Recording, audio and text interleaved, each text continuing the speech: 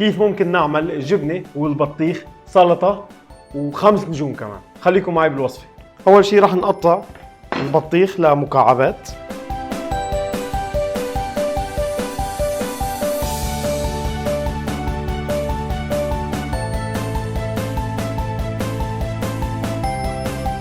راح أقطع ليمونتين وأعصرهم على البطيخ.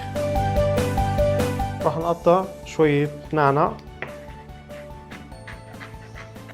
على وش.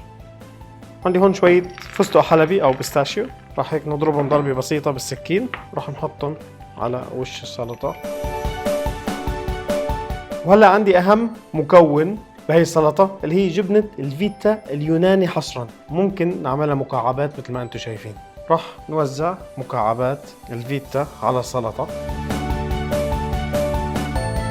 كتير سهلة، كتير بسيطة، انتم جربوها، خاصة اللي بحب الحامض على حلو.